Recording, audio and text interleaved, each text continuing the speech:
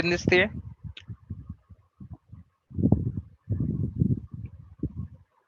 तर आपल्याला काय बघायचं?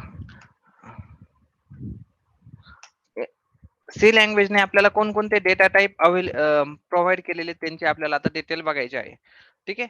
आता एकदम बेसिक डेटा टाईप कोणते आहेत आणि त्यांचा उपयोग काय, त्यांचा यूज कसा करायचा ते आहे नेमकं सर्व आता आज प्रॉपरली बघण्याचा ट्राय करू. ठीक आहे. पहिला आहे इंटिजर. इंटिजर म्हणजे काय ते बघू. एकच सेकंद, कोणाचं काहीतरी येतंय. ठीक आहे. ओके, ठीक आहे. इंटिजर, कॅरेक्टर, फ्लोट हे तीनच बघू आपण, बाकीचे नंतर. वाटलं आणखीन एक घेऊ, स्ट्रिंग. स्ट्रिंगची पण गरज नाही सध्या, फक्त हे तीन बघू. आता आपण एक वन बाय वन घ्यायला स्टार्ट करू, नाही तर स्ट्रिंग पण घेऊया. नाही, स्ट्रिंग आत्ताच नको, स्ट्रिंग थोडं नंतर. पहिल्यांदा हे तीन बघू. आता मला एक सांगा, सगळ्यांनी व्यवस्थित विचार करा. तुम्ही म्हणाल की कम्प्युटरला काय कळतं फक्त 0 आणि 1. कम्प्युटरमध्ये डेटा कसा असतो 0 आणि 1 मध्ये. आता 0 म्हणजे काय, करंट नाही. 1 म्हणजे काय, तिथं करंट आहे. सगळा करंटचा खेळ आहे कम्प्युटरमध्ये. काय, करंटचा खेळ आहे, बरोबर. आपल्याकडे आता ते हे सगळं घेण्याआधी थोडस बॅकग्राऊंड मी तुम्हाला सांगतो की तुमच्या कम्प्युटरमध्ये दोन टाईपच्या मेमरी असतात बघा. दोन टाईपच्या मेमरी असतात. तर त्या दोन टाईपच्या मेमरी, आता तुम्हाला हे डेटा टाईप शिकायचे, तर यांना स्टोअर करायला एखादी जागा लागते. मग ती जागा कुठे असते, काय असते, ती कशी वापरली जाते, ते सगळे आपण थोडस प्रॉपरली बघण्याचा ट्राय करू. नीट विचार करा. आता बघा, मी तुम्हाला काहीतरी सांगतोय, त्याआधी आपण काय, हे शिकण्याआधी तुम्हाला थोडं मेमरीचं थोडीशी आयडिया यावी, त्यासाठी मी काहीतरी एक्झाम्पल सांगतो. ठीक आहे. नीट विचार करा, नीट बघा. आता मी काय म्हणतो की बघा, आपल्या कम्प्युटरमध्ये दोन टाईपच्या मेमरी असतात. एकाला काय म्हणतो आपण, एकाला म्हणतो प्रायमरी मेमरी, दुसरी सेकंडरी मेमरी. एकदम सोपं आहे, बरोबर. प्रायमरी मेमरी आणि सेकंड टाईप कोणता, पहिली असते प्रायमरी मेमरी, दुसरी असते सेकंडरी. ओके. मला प्रायमरी मेमरीचे एक्झाम्पल कोण सांगेल? प्रायमरी मेमरीचं एक्झाम्पल कोण सांगेल? प्रायमरी मेमरी म्हणजे कोणती?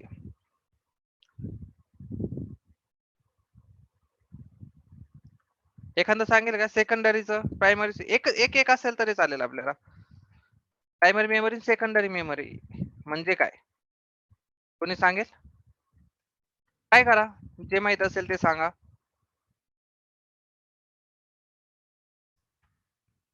ते 12वी नंतर MSCIT वगैरे काही केलं असेल तर तिथं असेल ना प्रायमरी मेमरी, सेकंडरी मेमरी. तेवढं तर झालेलंच असेल कोणाचं ना कोणाचं. सांगू शकतात. रॅम. सेकंडरी काय येईल?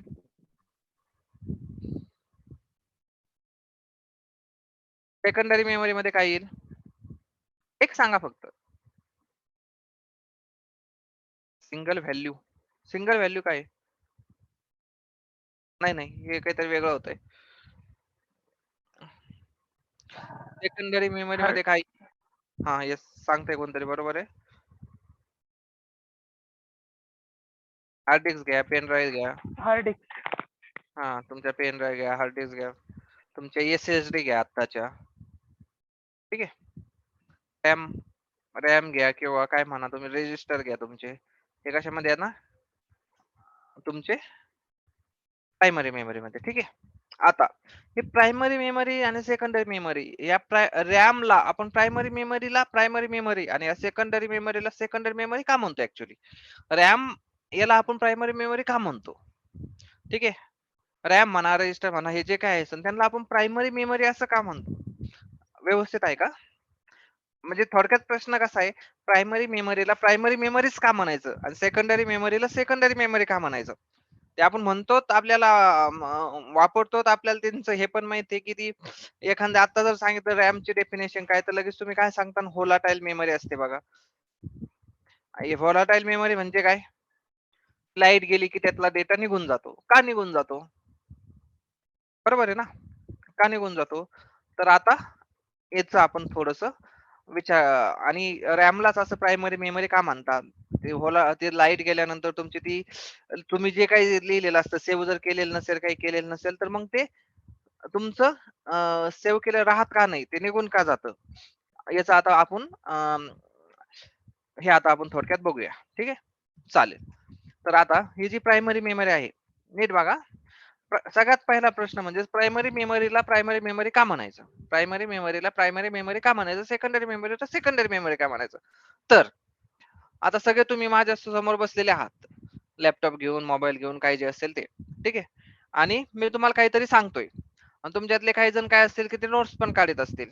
सगळ्यात पहिल्यांदी सर्वात पहिल्यांदी तुमचं कुठं जातं? तुमच्या डोक्यात जातं, की तुम्ही काहीतरी ऐकताय आणि ते तुमच्या मेंदूमध्ये जातंय. आणि नंतर तुमचा मेंदू म्हणजे तुमच्या डिसेंडिंग नर्व्हज जे असतात त्या तुम्हाला सांगतात, की काहीतरी नोटबुकमध्ये पण लिही. जर कोणी लिहित असेल तर. तर मग तुम्ही नोटबुकमध्ये काय करणार? तुम्ही नोट्स अशा लिहिणार. ठीक आहे? म्हणजे काय? तुमच्या मेमरीवरती तुमचा एवढा विश्वास नाही म्हणून तुम्ही ते सेकंडरी कुठेतरी लिहिता. म्हणजे मी सांगितलेलं जी गोष्ट सगळ्यात पहिल्यांदा तुमच्या जिथं जाते त्याला म्हणायचं प्रायमरी मेमरी आणि प्रायमरी मेमरीतून जिथं जाते त्याला म्हणायचं सेकंडरी मेमरी. ठीक आहे? आता हेच कम्प्युटरमध्ये कसं आहे ते बघू. आता विचार करा. नीट विचार करा. तर जेव्हा जेव्हा आपण काहीतरी लिहित असतो, समजा मी नोटपॅड फाईल ओपन केली. मी एखादी नोटपॅड ही फाईल ओपन केली. ठीक आहे? आणि त्या नोटपॅड फाईलमध्ये मी काहीतरी लिहितोय. पण मी ती सेव्ह केलेली नाहीये. विचार करा. मी एक नोटपॅड फाईल ओपन केली पण ती सेव्ह केली नाही. नोटपॅड फाईल ओपन केली पण ती सेव्ह केली नाही. तर मला एक सांगा, आता आपण एक एक्झाम्पलच बघू.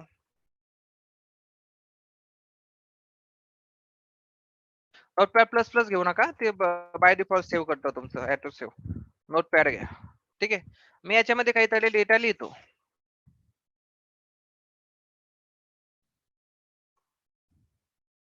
काही पण लिहा.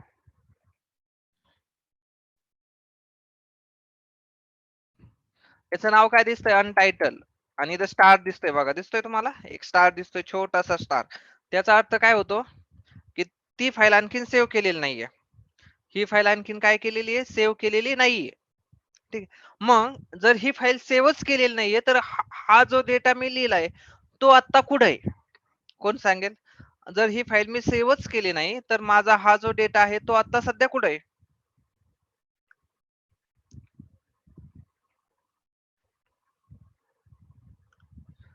मी जर फाईल सेव्ह केली नाही, तर माझा हा डेटा मी जो लिहिलाय, तो आता कुठे आहे? कोण सांगेल?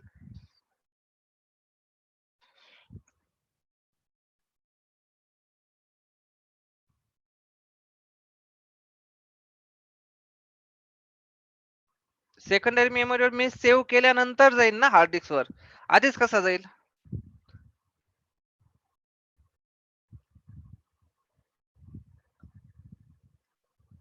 सेकंडरी मेमरीवर तर नाहीये. नेक्स्ट. हा डेटा माझा कुठे आहे आता? आता काय सेकंडरी मेमरीवर नाही म्हणजे कुठे असेल? म्हणजे कुठे असणार आहे?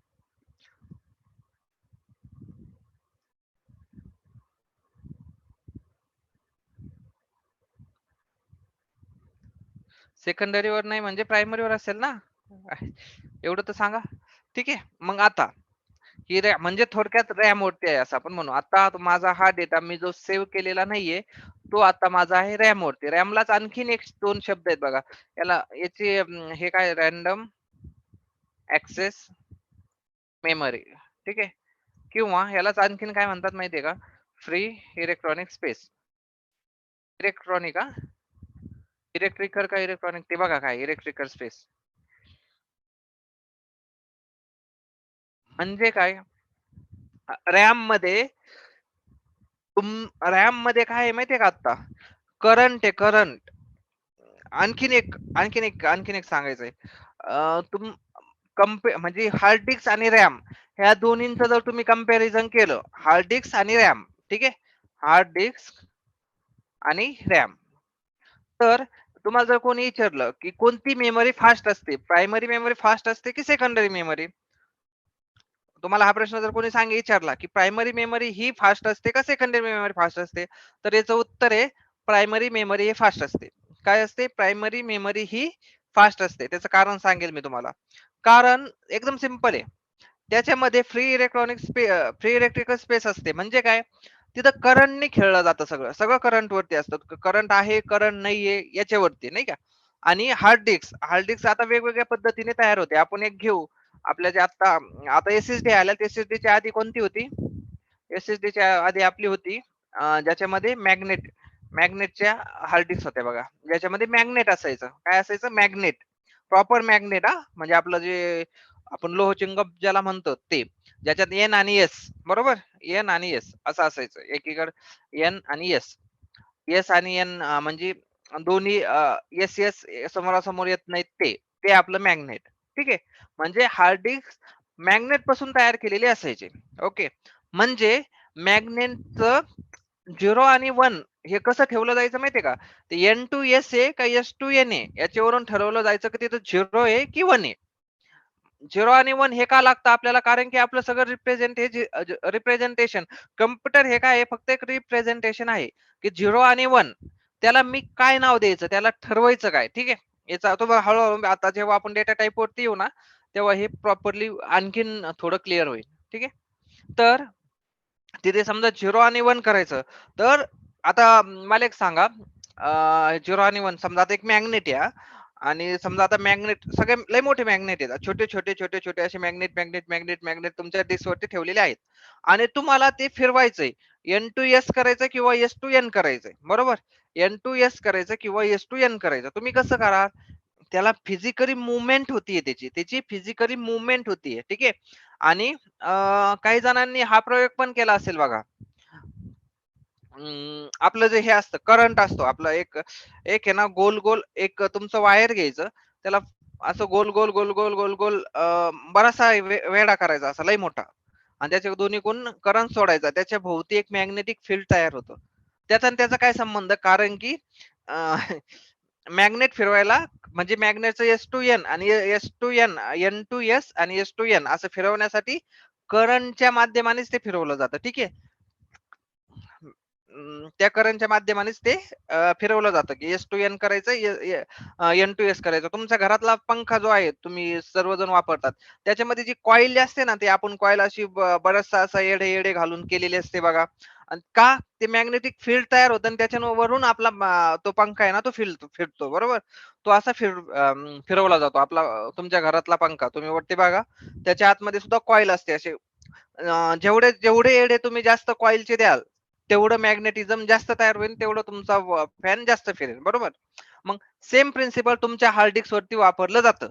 तिथं काय केलं जातं? मॅग्नेट ठेवले जातात आणि त्या मॅग्नेटमध्ये काय केलं जातं? तुम्हाला जर तो एस टू एन किंवा S to N, N to S करायचा, तर त्याच्यामधून जो एक रॉड असतो ना, तो प्रत्येक याच्यावरती जातो. अरे इथं करंट द्यायचा आहे का, याला फिरवायचे का? येस. मग तिथं करंट याला नाही, झिरोच ठेवायचं, मग नाही द्यायचा. अशा प्रकारे तुमची पूर्ण हार्ड डिस्क मॅनेज केलेली असते, बरोबर. ओके. मग पण हा हे फिजिकल मुवमेंट कशामध्ये येतं? हार्ड डिस्क मध्ये. हे रॅम मध्ये येतं का? नाही. तिथं तर डायरेक्टली करंट सोडला जातो आणि काढून घेतला जातो. याच्यामुळे प्रायमरी म्हणजे जी प्रायमरी मेमरी असते ती फास्ट असते आणि सेकंडरी मेमरी ही स्लो असते. पहिलं रिझन झालं. आणखीन एक, आता मला एक सांगा, आता प्रायमरी मेमरी फास्ट आहे आणि सेकंडरी मेमरी स्लो आहे. नीट बघा. प्रायमरी मेमरी फास्ट आहे, सेकंडरी मेमरी स्लो आहे. ओके. इथपर्यंत तुमचं क्लिअर झालं? इथपर्यंत डाऊट आहे कोणाला? हा पार्ट तुमचा क्लिअर झाला का? प्रायमरी मेमरी का फास्ट असते, सेकंडरी मेमरी का स्लो असते? इथपर्यंत क्लिअर आहेत का सगळे? ओके. आता मला एक सांगा, जर मला काहीतरी ऑपरेशन करायचंय, म्हणजे तुम्हाला जर 2 नंबरची ऍडिशन जरी करायची असेल, तरी सुद्धा तुम्हाला कॉम्प्युटरची सहायता लागते. ठीक आहे. तुम्हाला काहीतरी 2 नंबरची ऍडिशन करायची आहे आता. ओके. तर माझी ऍडिशन कुठे फास्ट होईल? रॅम मध्ये फास्ट होईल का हार्ड डिस्क मध्ये फास्ट होईल? कोण सांगेल? माझी ऍडिशन ही रॅम मध्ये फास्ट होईल की हार्ड डिस्क मध्ये फास्ट होईल?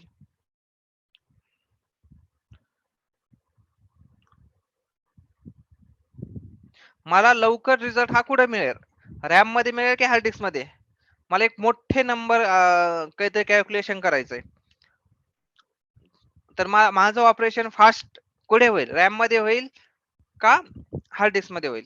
जे काही ऑपरेशन करायचं तुम्हाला काहीतरी करायचे काही ऑपरेशन करायचे फाईल वरती करायचे कशावरती करायचं म्हणा तुम्ही तर ते तुमचे ऑपरेशन कशामध्ये फास्ट होतील रॅम मध्ये की हार्ड डिस्क मध्ये कोण सांगेल रॅम जर फास्ट आहे तर रॅम मध्येच होणार ना त्यामुळे तुमचा प्रोग्राम एक्झिक्यूट हा नेहमी रॅम मध्ये होतो तुमचा प्रोग्राम हा एक्झिक्यूट म्हणजे रन थोडक्यात काय रन हा कुठं होणार हार्ड डिस्क रॅम मध्येच तुमचा प्रोग्राम एक्झिक्यूट होतो हे लक्षात ठेवा नेहमी तुमचा प्रोग्राम हार्ड डिस्क वरती फक्त सेव्ह केला जातो जेव्हा तुम्ही त्याच्यावर डबल क्लिक करता तेव्हा तुमचा कम्प्युटरचा लोडर ओएस चा लोडर जो असतो ना तो त्याला तिथून उचलतो आणि रॅम मध्ये टाकतो ऍज इट इज फक्त त्याच्यामध्ये ते प्रायमरी हेडर जे तुम्हाला सांगितलं होतं ना काही गोष्टी ज्या ओएस स्पेसिफिक असतात तो प्रायमरी हेडर त्याला कळलं आता हा माझाच प्रोग्राम आहे तो प्रायमरी हेडर कशा रॅम मध्ये टाकायचा तो फक्त काढून टाकला जातो बाकीचा प्रोग्राम रॅम मध्ये ऍज इट इज ठेवला जातो आणि नंतर मग तो एक्झिक्यूट व्हायला स्टार्ट होतो त्याच्यामध्ये जे काही ऑपरेशन केलेले आहेत ते का कारण की त्याला तिथे रिझल्ट फास्ट भेटणार आहे हार्ड डिस्क पेक्षा म्हणून तुमचे प्रोग्राम ठेवले जातात हार्ड डिस्क मध्ये रन होतात रॅम मध्ये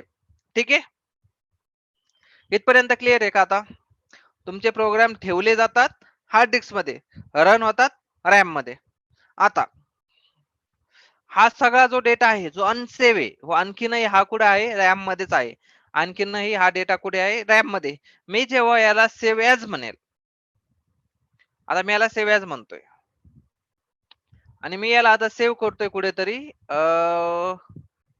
तुमच्याच फोल्डर मध्ये सेव्ह करतो डी मध्ये काहीतरी बॅच 5 मध्ये हा टेस्ट डॉट टीएक्सटी ठीक आहे ओके आणि मी याला आता क्लोज केलं ठीक आहे आता मला सांगा ही फाईल आहे याच्यामध्ये काहीतरी डेटा आहे तो डेटा आता कुठे रॅम मध्ये का हार्ड डिस्क मध्ये ह्या फाईलचा डेटा आता कुठे आहे कोण सांगेल रॅम मध्ये आहे की हार्ड डिस्क मध्ये आहे ती फाईल आता ओपन नाही आहे क्लोज आहे तर त्या फाईलचा डेटा आता कुठे आहे रॅम मध्ये आहे का हार्ड डिस्क मध्ये सांगा लवकर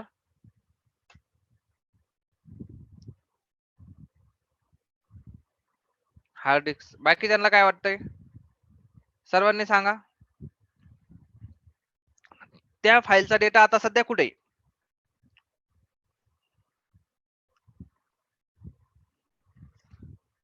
बाकीचे त्या फाईलचा डेटा आता कुठे दिसतोय तुम्हाला कुठे असेल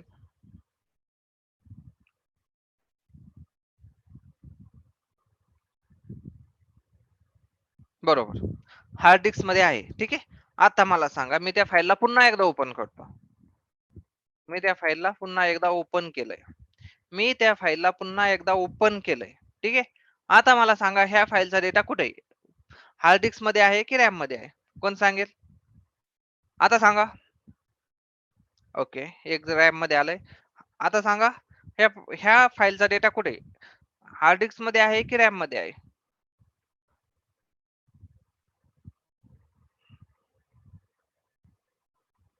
सांगा ह्या फाईलचा डेटा कुठे हार्ड डिस्क मध्ये आहे की रॅम मध्ये आहे कोण सांगताय एक रॅम मध्ये आलंय बाकीचे ट्राय करा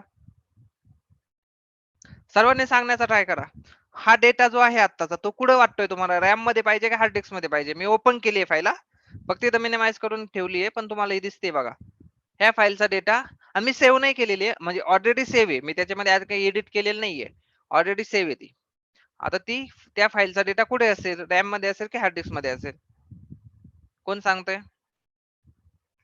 एका जणाचं आलेलं आहे रॅम मध्ये बाकीचे सांगा काय वाटतं तुम्हाला कुठे असेल तर आता ह्या केसमध्ये नीट बघा ह्या केसमध्ये तुमचा हा डेटा जो आहे ना तो ऑलरेडी सेव्ह आहे मी याच्यामध्ये आणखीन काही मॉडिफिकेशन केलेलं नाही येस याचं याचं उत्तर बरोबर आलंय बोथ हा हार्ड डिस्क मध्ये पण आहे रॅम मध्ये पण आहे हा हार्ड डिस्क मध्ये पण आहे आणि रॅम मध्ये पण आहे का तुम्हाला हार्ड डिस्क फाईल दिसते ना आणि रॅम मध्ये काय आहेत कारण की तिला तिला तुम्ही ओपन केलंय बरोबर ओके आता मी जर याच्यामध्ये काही चेंजेस केले आता नाही विचारत आता सगळ्याला येईल आता मी याच्यामध्ये जर चेंजेस केले तर याच्या आधीचे इथपर्यंतचा जो डेटा होता तो हार्ड डिस्क मध्ये आहे आणि हा जो डेटा आहे म्हणजे हा सगळाच इथपर्यंतचा हा रॅम मध्ये, म्हणजे जो सेव्ह याच्या आधीचा जो सेव्ह केलेला डेटा होता एवढा तो हार्ड डिस्क मध्ये, आणि एवढं जे मी त्याच्यामध्ये मॉडिफिकेशन केलंय म्हणजे इथून ते इथपर्यंत हे सगळं कशामध्ये, रॅम मध्ये. आता मी जर याला सेव्ह केलं तर हा रॅम मधला डेटा हार्ड डिस्क मध्ये टाकला जाईल, बरोबर. आणि नाही केलं तर आधीचा जो डेटा होता तोच रॅम हार्ड डिस्क मध्ये राहील, बरोबर. ओके, मी याला सेव्ह नाही करत, डोंट सेव्ह. बघा आता बाकीचा डेटा निघून गेला. याच्यानंतर जे काय आपण लिहिलं होतं ते आता इथं राहिलेलं नाही. ओके, इथपर्यंत समजलं. ओके, आता रॅमचा कसा यूज होतो, हार्ड डिस्कचा कसा होतो, हार्ड डिस्क मध्ये तुमचे प्रोग्राम ठेवले जाते, ते उचलून रॅम मध्ये एक्झिक्यूट करण्यासाठी घेतले जातात, त्यांचा कसा काय यूज होतो, इथपर्यंत सर्वांचं क्लिअर आहे. आता आता आपण आपल्या मेन मुद्द्याकडे जाऊ. आपला मेन मुद्दा काय होता, नावाने लॉग इन करता का, हे आईची कोण आहे, स्वतःच नावात रिनेम करा, आईची म्हणून कोण आहे, ठीक आहे. ओके, तर आता मला काय सांगायचं, हा, तर आता आपल्या मेन मुद्द्याकडे येऊ. डेटा कोणता, तुमचे data type, primitive data types जे तुम्हाला लँग्वेज देते. आपण सध्या हे 3 बघणार आहोत, बाकीच्या नंतर बघणार आहोत, ठीक आहे.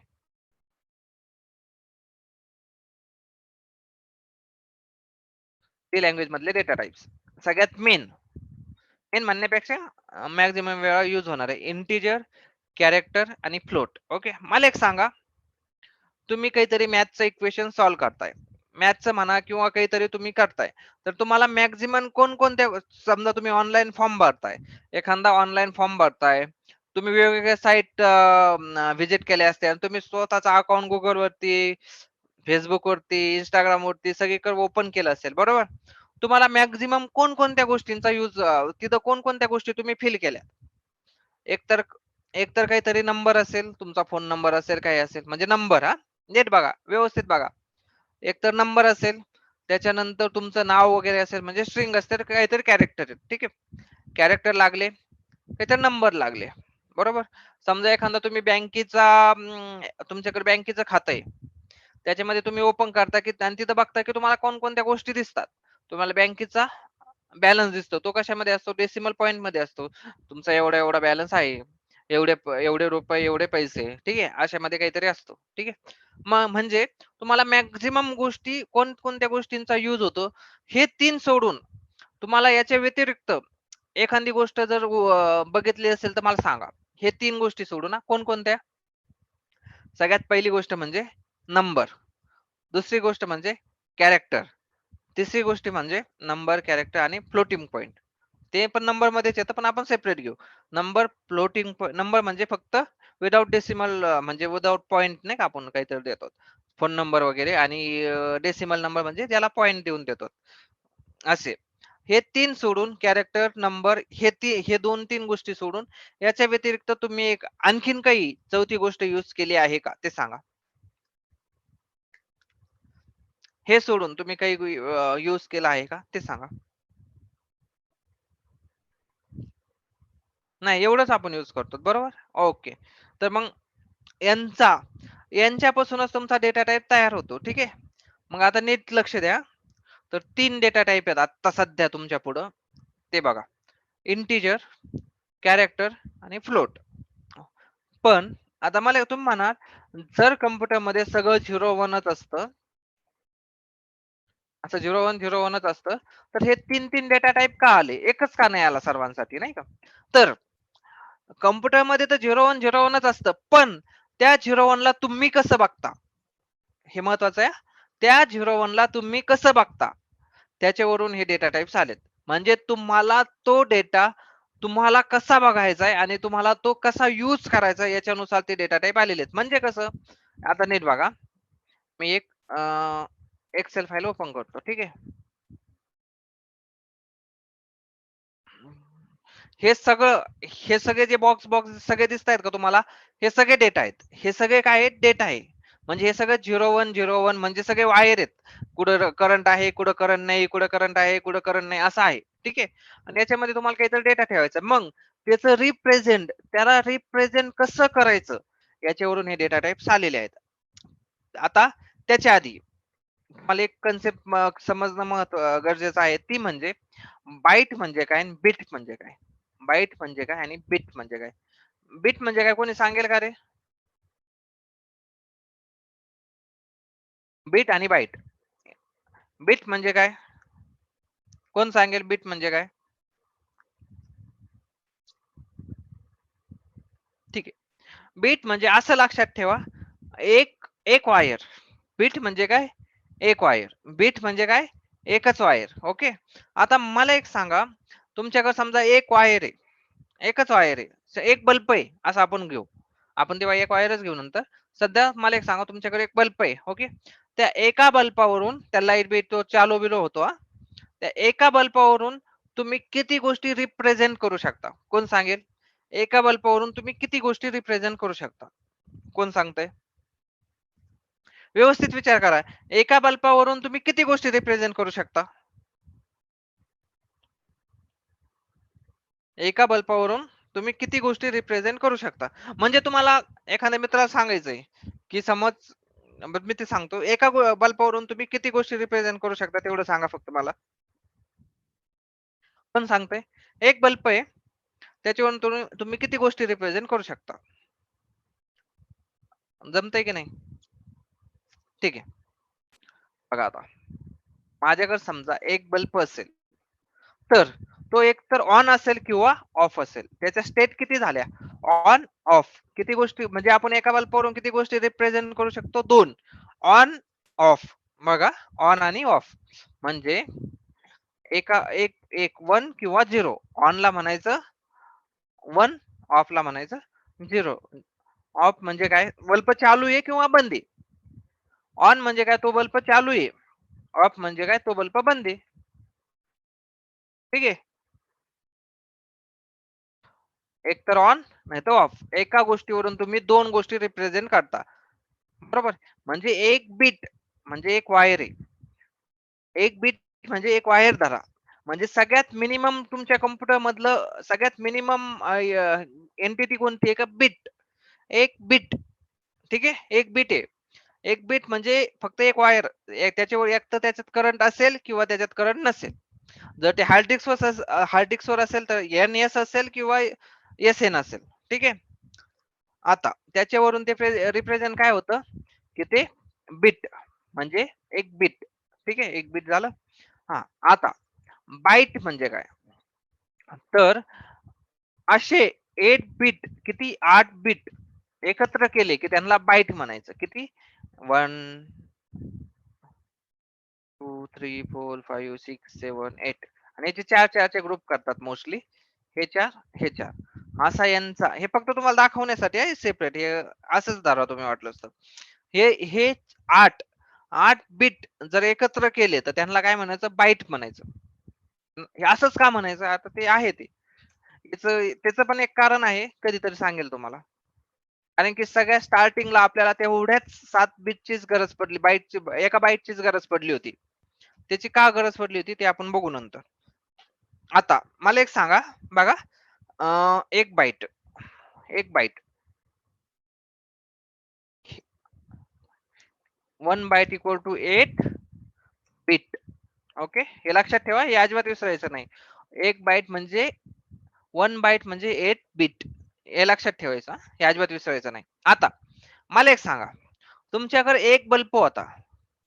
तुमच्याकडे एक बल्ब होता. त्याच्यावरून तुम्ही 2 गोष्टी सांगितल्या. तर मला एक सांगा, आता तुमच्याकडे 2 बल्ब दिलेत.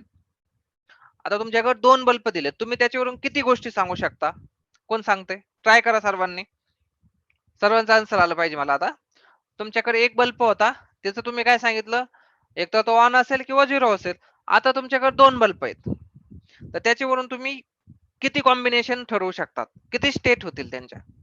कोण सांगताय बघा बघूया आपण. परम्युटेशन कॉम्बिनेशन केले असतील तुम्ही सर्वांनी कधीतरी.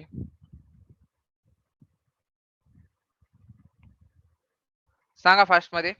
1 मिनिटाचा टाइम देतोय. 2 बल्बामध्ये किती कॉम्बिनेशन होतील ते मला सांगा.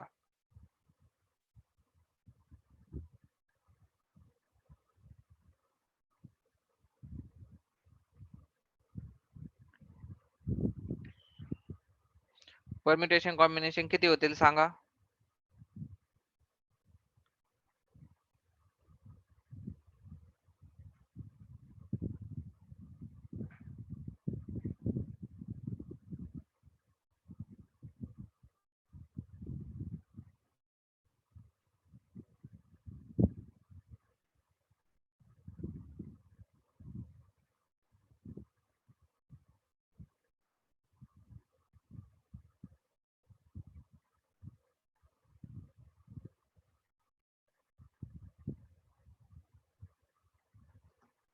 कोणाचं झालं नाही सांगा. अरे 2 बल्ब आहेत. ठीक आहे. नाही समजत आहे का? तुम्हाला सांगतो मग मी. बघा आता. माझ्याकडे एक बल्ब होता. हा एकच बल्ब होता. त्याला मी एक तर ऑन ठेवू शकत होतो, नाही तर ऑफ ठेवू शकत होतो. म्हणजे काय? एक बल्बाच्या स्टेट काय झाल्या? 0 किंवा 1. आता माझ्याकडे 2 बल्ब आहेत म्हणजे 2 आहेत असे. 1, 2 बरोबर? मग मी दोन्हीला 0 ठेवू शकतो किंवा दोन्हीला 1 ठेवू शकतो. बरोबर? किती झाल्या? 2 स्टेट झाल्या. पण आणखीन मी पहिली 1 दुसरी 0 ठेवू शकतो किंवा पहिली 0 दुसरी 1 ठेवू शकतो. म्हणजे किती स्टेट झाल्या? 4. किती झाल्या? 4. मी जेव्हा 2 बल्ब केले तेव्हा त्याच्यावरून कॉम्बिनेशन किती झाले? 4. ठीक आहे. आता मी तुम्हाला 3 बल्ब देतोय. ठीक आहे. असे 3 बल्ब देतोय. तर किती कॉम्बिनेशन होईल? आता कोण सांगतंय? किती कॉम्बिनेशन होतील आणि कोणकोणते होतील? ते तयार करा आणि मला सांगा. 1 मिनिटाचा टाइम देतोय तुम्हाला. व्यवस्थित बघा, सांगा. ठीक आहे. तुम्हाला आता 3 बल्ब मी दिलेत. तर कोणकोणते कॉम्बिनेशन होतील?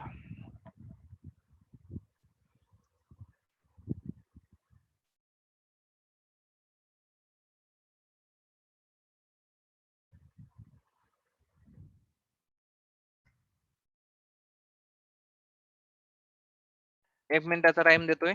1 ते 2 मिनिटाचा. व्यवस्थित विचार करा आणि सांगा.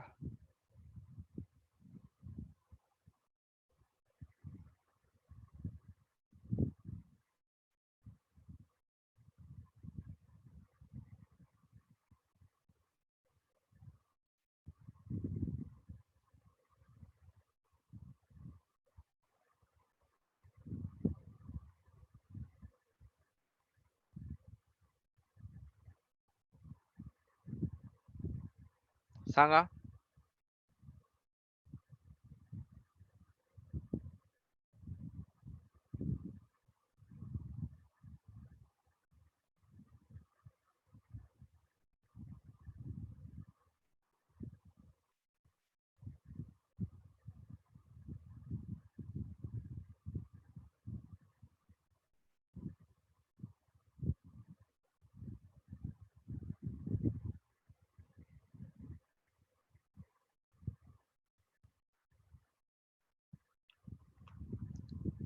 ओके.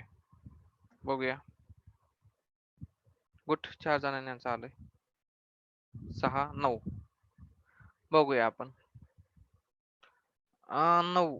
9 हे कॉम्बिनेशन मला सांगू शकशील का? 6 हे पण सांगू शकशील का? मी येस जसं सर. लिहिलं होतं ना 0011 असं मला यांचं तयार करून सांग बरं 9 वेळा. आणि तुझं जे होतं यश 6 वेळा ते सांगा बरं दोघं पण.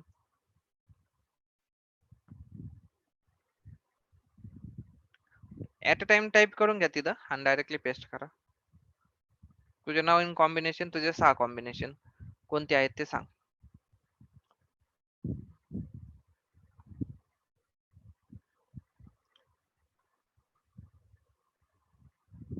तुमच्या दोघांसाठी थांबलोय. टाइप करून पाठवा.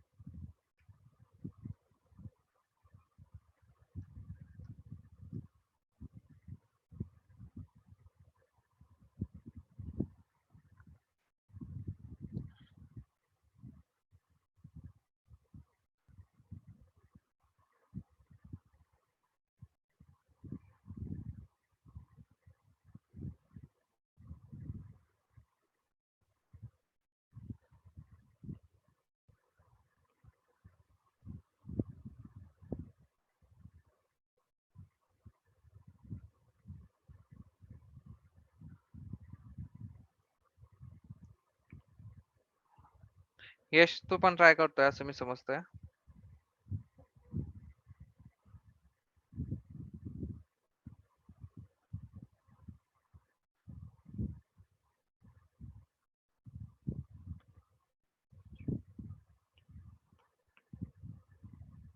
एक राहिला का कोणता तरी?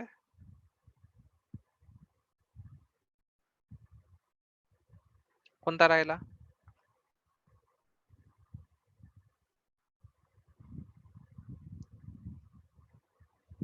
झिरो झिरो झिरो लिहिलाय तू ऑलरेडी फर्स्ट वनच. तर ठीक आहे, हे तुझं बरोबर आहे आणि ते 8च होतात, 9 होणार नाहीत. ठीक आहे, तर ते कोणते बघूया आपण. सगळे 0 0 0 केले, 0 0 1 केला. ओके, नंतर 0 1 1 केला, त्याच्यानंतर 1 0 0 केला, नंतर 1 0 1 केला. ठीक आहे, नंतर 1 1 0 केला. आता काय राहिलं? नंतर 1 1 1 केलं, 1 2 3 4 5 6 7, एक राहिला कोणता तरी. 1 0 केलं, 1 1 केलं, 1 हे केलं. अच्छा, हे राहिलं नाही. 3 0, हा 1, हा 2 1. अच्छा, हे राहिला 1 0 1, 1 0 1 राहिला, नंतर 0 1 1. ओके, हे बघा समजतंय. म्हणजे किती कॉम्बिनेशन होत आहेत? 3 केल्यानंतर तुमचे होत आहेत 8 कॉम्बिनेशन. आता मी जर तुम्हाला 4 वायर दिले तर त्याचे कॉम्बिनेशन मीच सांगतो तुम्हाला किती होतील. 4 वायर जर दिले तर त्याचेच कॉम्बिनेशन होत आहेत. तर काय करायचं माहितीये, कसं ओळखायचं? फक्त आधी जायचं, इथं किती होते 8 ना, 8 दुने 16. एक वायर जरी वाढलं की तुमचे कॉम्बिनेशन दुप्पट होतात. ठीक आहे, हे तुम्ही करत बसा. कोण कसं आहे 1 1 1, हे जे 1 2 3 4, नंतर हे करत बसा खाली, नाही का, कंटिन्यू करा.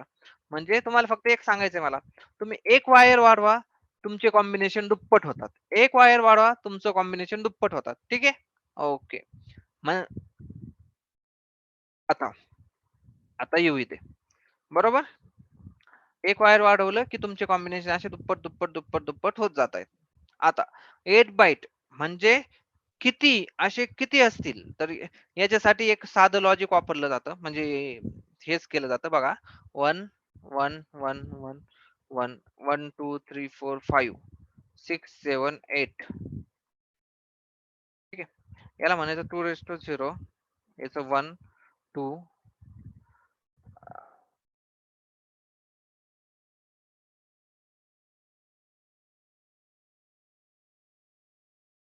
8 8 झाले नाही. 2 4 8 16 32 64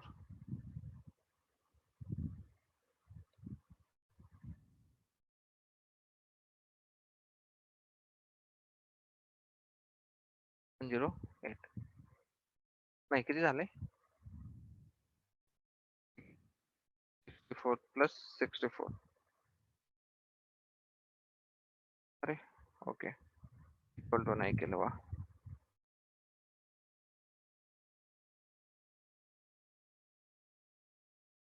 एवढं केलं 128. हा आले. मग आता यांचं सगळ्यांचं जर तुम्ही ऍडिशन केली तर ती किती येते? 255. किती येते? 255. तर तुमच्या एका बाईट मध्ये एवढ्या गोष्टी बसू शकतात. एवढे कॉम्बिनेशन, एवढे कॉम्बिनेशन बसू शकतात. एवढे कॉम्बिनेशन तुमच्या एका बाईट मध्ये बसू शकतात. ओके, आता जर 255 हे एका बाईट मध्ये बसतायत तर सगळ्यात मिनिमम बघा 255 आहेत. मला एक सांगा, तुमचं एबीसीडी जे आहे, ABCD A to Z capital, A to Z small किती होतात? A to Z capital, A to Z small किती होतात? 26 26, बरोबर. 26 26 26.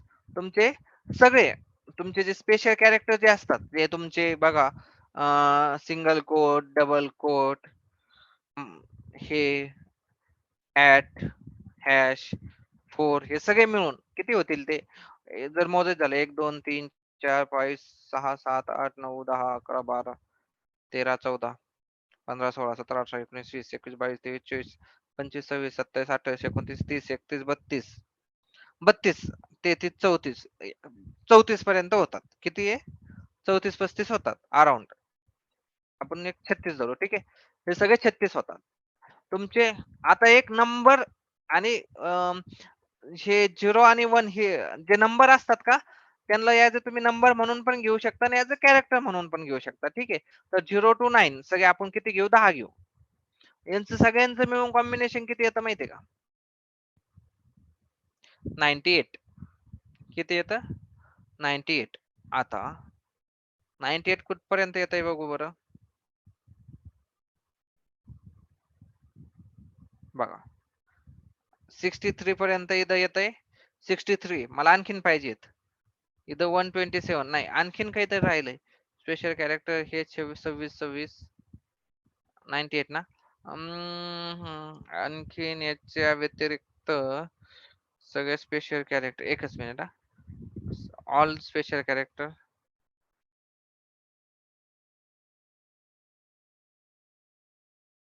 काउंट बघू आपण स्पेशल कॅरेक्टरचा काउंट किती आहे सगळे मिळून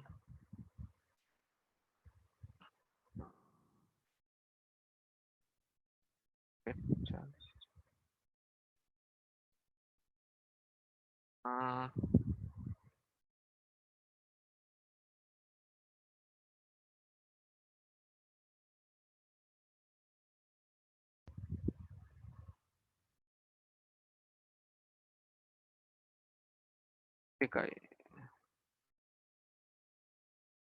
अरे रे प्रोग्राम नाही पाहिजे मला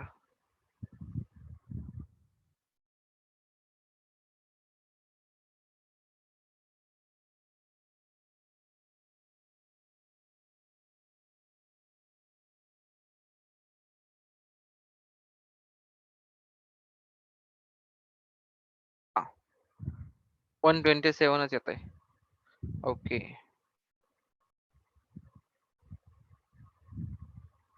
किती येत आहे 127 आपलं किती आलं 98 आपले कोणते तरी काहीतरी कॅल्क्युलेट करायचं राहिलं काय राहिलंय कंट्रोल कॅरेक्टर ठीक आहे राहिलं आपलं ठीक आहे मी सांगेल हे पाठवेल तुम्हाला थोडक्यात काय सगळे कॅरेक्टरचा मिळून काउंट किती येतोय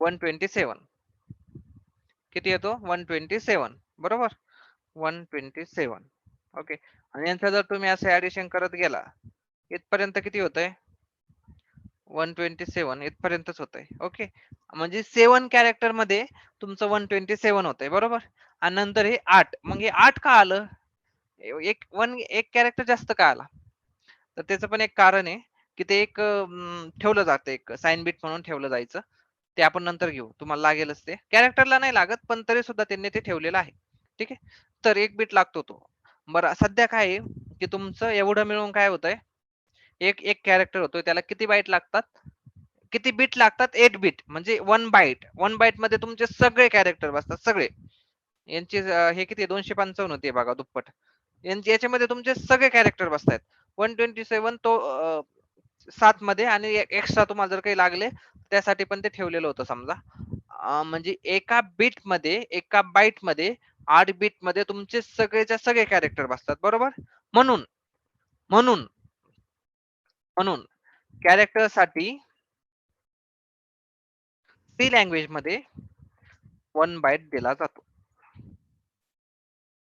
कॅरेक्टर साठी सी मध्ये 1 बाईट दिला जातो ओके कॅरेक्टर साठी सी मध्ये 1 बाईट दिला जातो त्या एका बाईट मध्ये तुम्ही आणि तो लिहायचा कसा सिंगल कोट मध्ये की हा मला कॅरेक्टर म्हणून घ्यायचा आहे ते रिप्रेझेंट कसं करायचं तर असं करायचं ए तुमचा ए काय जो असेल तो असा रिप्रेझेंट करायचा अल्टिमेटली काय होणार आहे तो ह्या 8 बीट मध्ये 0101 म्हणूनच जाणार आहे 0101 म्हणूनच जाणार आहे पण मी तो लिहायचा कसा असा ब्रॅकेट मध्ये लिहायचा ठीक आहे आता आपण त्याचा एक प्रोग्राम घेऊ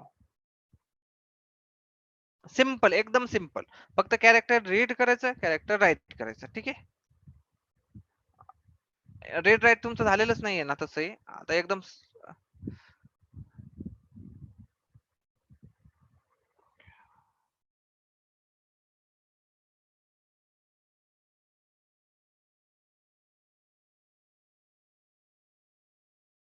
आता नीट बघा. प्रोग्राम व्यवस्थित बघून घ्या.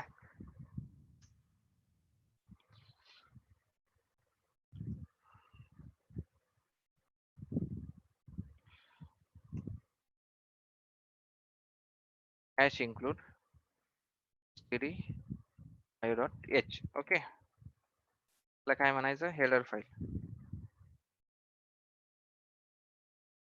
फाईल्स म्हणलंय तुम्ही, मल्टिपल लिहा नंतर कधी. इंटिजर मेन मध्ये काहीच नाही. रिटर्न 0. ओके. आता हे लिहायचं कसं, मला माझा डेटा टाईप लिहायचा कसा, तर त्याला म्हणायचं लोकल. हे लोकल का ते नंतर बघा. Local variable declaration. त्याला व्हेरिएबल आणखीन प्रॉपर बघू. सध्या फक्त आपण एक कॅरेक्टर द्यायचा कसा घ्यायचा कसा तेवढं बघू. ठीक आहे. मी एक घेतो कॅरेक्टर सीएच म्हणतो. मी नाव दिलं, माझ्या डेटा टाईपला नाव दिलं सीएच. आता मला त्या सीएच मध्ये काय करायचंय, काहीतरी व्हॅल्यू टाकायची. कशी टाकणार, नीट बघा. CH equal to double quote मध्ये असं ए करा. एकच. हा. आता मला ती काय करायची, याला हे काय झालं, राईट ऑपरेशन झालं. कोणतं ऑपरेशन झालं, राईट. ए हा सीएच मध्ये राईट झाला. कसं काय मेमरी मध्ये ते कसं दिसतं ते आपण नंतर बघू. फक्त सध्या काय बघा की तुम्ही याला, आणि नंतर आता याला रीड ऑपरेशन कसं करणार, याला तुम्हाला ते सीएच मधून घ्यायचंय. कसं काय करणार, प्रिंटफ. Printf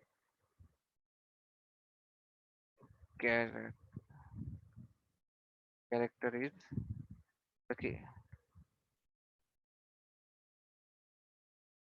value is. आता मला काय करायचंय, ती व्हॅल्यू मला इथं दाखवायची आहे ह्या स्ट्रिंग मध्ये. तर तो काय म्हणतो, तुला जी व्हॅल्यू दाखवायची आहे त्याला मला सांग की तुला ती कशामध्ये दाखवायची. मी त्याला सांगतो मला कॅरेक्टर मध्ये दाखवायची. तर तो काय म्हणतो, कॅरेक्टर साठी तू %c यूज कर. पर्सेंट हे लँग्वेज सांगते आपल्याला. %c यूज कर आणि त्याची व्हॅल्यू मला माझी स्ट्रिंग संपल्यानंतर कॉमा देऊन, तुझं जे काही लिहायचं होतं तुला ते संपल्यानंतर कॉमा देऊन तुला कशाची व्हॅल्यू त्या इथं दाखवायची आहे, कुठं %c जागी तुला कशाची व्हॅल्यू दाखवायची आहे. मी म्हणलं मला सीएच ची व्हॅल्यू, म्हणजे सीएच मध्ये जी व्हॅल्यू लिहिली आपण दिलेली आहे ती काय होणार, ती ह्या %c च्या जागेवर येणार. ते सांगतोय मी इथं, ती व्हॅल्यू येणार आहे इथं. ठीक आहे. ओके. आता एवढंच आपण ट्राय करून बघू.